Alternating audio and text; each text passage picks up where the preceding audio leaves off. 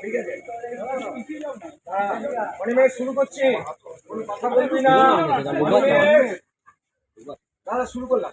বলছি দুর্গাপুরে ডাক্তারি পড়ুয়াকে ধর্ষণ হয়েছে বেসরকারি কলেজে এবং সে বাইরে খাবার খেতে পেরেছিল, কি বলবেন? দেখুন, এই মুহূর্তে কিছু বলছি না। অত্যন্ত খারাপ ঘটনা। ঘটনা তো নিন্দা, দুঃখজনক ঘটনা, অনুভূতি ঘটনা।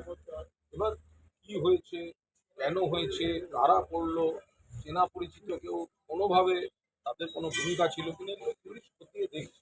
তো যতক্ষণ না পুলিশ প্রাথমিক তদন্তের পর আমরা কিছু বুঝতে পারছি, ততক্ষণ ঘটনা অনুভূতি, ঘটনা দুর্ভাগ্যজনক। কিন্তু কি হয়েছে, কিভাবে হয়েছে, এটা না জেনে আমরা এর মধ্যে কোনো অন্য মন্তব্য করতে চাই না। শুধু সিপিএম বা বিজেপিকে বলবো, দয়া করে আপনারা মাথা ঘামাবেন না। কারণ সিপিএম মানে তো ডক্টর অনিতা দেওয়ান, যাকে গাড়ি থেকে নামিয়ে ধর্ষণ করে খুন করা হয়েছিল। বিজেপির রাজ্য মধ্যপ্রদেশে কদিন আগে নার্সকে ভেতরে ঢুকে হসপিটালের মধ্যে ফেলে খুন করা হয়েছে। বিজেপি শাসিত রাজ্যগুলোর পরপর ঘটনা চলছে পরপর। অন্যদিকে সিপিএম জমানায় পরপর আমরা একটি ঘটনাকেও জাস্টিফাই করছি না। আমরা চাই এ ধরনের ঘটনা একেবারে না ঘটুক। আরজি করে 24 ঘন্টার মধ্যে কলকাতা পুলিশ অ্যারেস্ট করে দিয়েছিল এবং সিবিআইও পরবর্তীকালে দেখেছে কলকাতা পুলিশ যাকে অ্যারেস্ট করেছিল কলকাতা পুলিশের তদন্ত ঠিক ছিল। ফলে সমাজে বিকৃত খারাপ ঘটনা, বাজে ঘটনা, ফলে বাকি পুলিশ খানিকটা তদন্তের পর আমরা তাদের করতে পারি।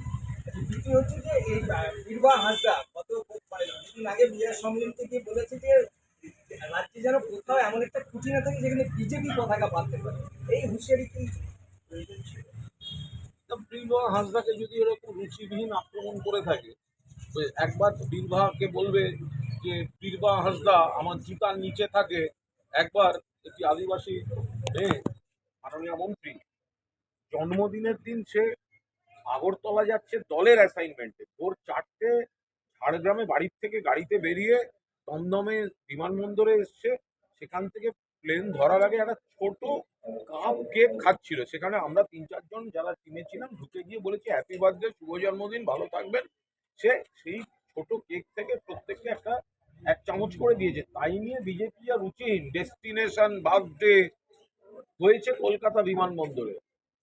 বীরবাহা হাঁসদা ভোর 4টে বাড়ি থেকে বেরিয়ে গাড়িতে এয়ারপোর্ট গেছে, সবে ফিরেছিল উত্তরবঙ্গের বন্যা থেকে। তো বিজেপি ওকে ক্রমাগত যদি ঢিল পাটকেল ছুঁড়ে অপমান করো, কি রসগোল্লা খাবে নাকি? যা বলেছে বেশ করে।